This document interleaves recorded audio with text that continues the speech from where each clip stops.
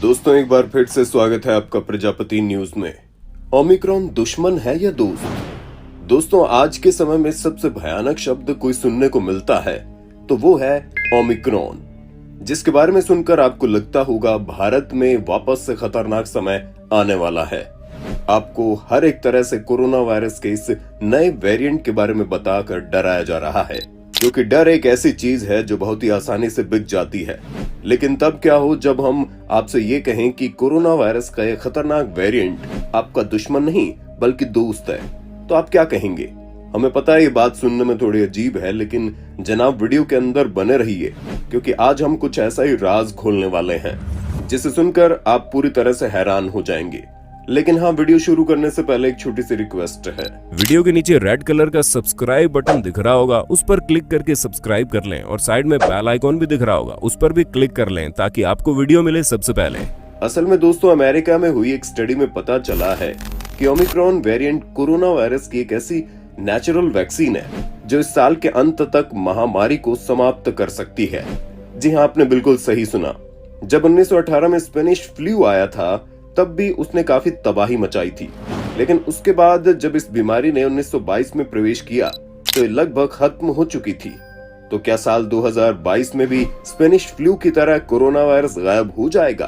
हम सभी जानते हैं कि पिछले साल के डेल्टा वेरिएंट के मुकाबले ओमिक्रॉन में कई सारे म्यूटेशन हुए हैं। दोस्तों वायरस का अपने स्वभाव में परिवर्तन लाना म्यूटेशन कहलाता है। कई बार ये म्यूटेशन वायरस को कमजोर बना देते हैं तो कई बार उन्हें हद से ज्यादा ताकतवर और खतरनाक बना देते हैं। अब यह बात सामने आ रही है कि ओमिक्रॉन इस वायरस को पूरी तरह से खत्म कर सकता है। कैसे? चलिए जानते हैं।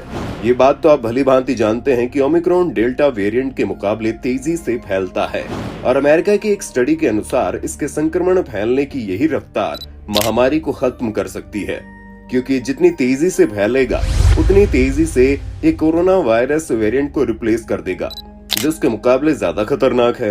हाँ, भले ही ओमिक्रॉन ज्यादा संक्रामक है, लेकिन अच्छी बात यह है कि ज्यादातर मामलों में इसमें मरीज को अस्पताल में भर्ती होकर इलाज करवाने की जरूरत नहीं पड़ती, बल्कि जैसे सामान्य सर्दी जुकाम 4-5 दिन में चला जाता है, वैसे इस नए वेरिएंट के लक्षण भी 4-5 दिन में चले जाते हैं। और इसे आप ऐसे समझ सकते हैं कि अमेरिका में ओमिक्रॉन से संक्रमित लोगों के लिए होम आइसोलेशन केवल 4-5 दिन का कर दिया गया है। वहाँ पर जिस किसी को भी वायरस हुआ वो 5 दिन बाद लक्षण न होने पर घर से बाहर जा सकते हैं। हालांकि इस दौरान उन्हें मास्क लगा कर रखना होगा। लेकिन सबसे महत्वपूर्ण बात ये कि ये वेरिएंट एक नेचुरल वैक्सीन का भी काम कर रहा है। ब्रिटेन में जो लोग इससे ठीक हो चुके हैं उनमें बिल्कुल हाई लेवल की एंटीबॉडीज मिली है जो वायरस और दूसरी बीमारियों से लड़ने में मदद करती है। असल में आप जो वायरस से बचने के लिए वैक्सीन लगाते हैं उससे आपके शरीर में एंटीबॉडी डेवलप होती हैं। लेकिन अगर आपको एक बार ओमिक्रॉन वेरिएंट का वायरस हो गया तो अच्छी वैक्सीन इसके द्वारा बनाई गई एंटीबॉडी के सामने फेल है। और यही वजह है कि अमेरिका और ब्रिटेन जैसे देशों में मामले बढ़ने के बावजूद इसे गंभीर नहीं माना जा रहा। अमेरिका में 2.5 लाख और ब्रिटेन में लगभग 1.5 लाख कोरोना वायरस के मामले हर दिन देखने को मिल रहे हैं, पर इन सब के बावजूद वहाँ मौतों का आंकड़ा 3 से 4 गुना कम है, जिससे चीज तो साफ जाहिर होती है कि ओमिक्रॉन से लोग संक्रमित हो रहे हैं। लेकिन उनका ये संक्रमण ज्यादा खतरनाक नहीं है, क्योंकि अब तक ये जो ओमिक्रॉन वेरिएंट में हॉस्पिटलाइजेशन के जो आंकड़े मिले हैं वो काफी चौंका देने वाले हैं। क्योंकि डेल्टा वेरिएंट में वायरस का शिकार होने वाले हर 100 में से 30 मरीजों को हॉस्पिटल ले जाना पड़ा था, लेकिन इस नए वेरिएंट में केवल 100 में से 13 मरीज ही अस्पताल ले जाने पड़ रहे हैं, जिनमें से आधों को तो ऑक्सीजन की जरूरत ही नहीं है। और हमारे हिसाब से बहुत ही ज्यादा पॉजिटिव न्यूज है। हालांकि आप कोई न्यूज चैनल खोलेंगे तो वहां पर आपको इस नए वायरस के वेरिएंट को लेकर डराया जाएगा, जिसकी वजह से हर तरफ खौफ का माहौल बन रहा है और लोग वापस से इस वायरस से डरना शुरू कर रहे हैं। वैसे अगर देखा जाए तो डर अच्छा भी है, लेकिन इतना भी नहीं कि वो खौफ बनकर अपने सिर पर मंडराने लगे।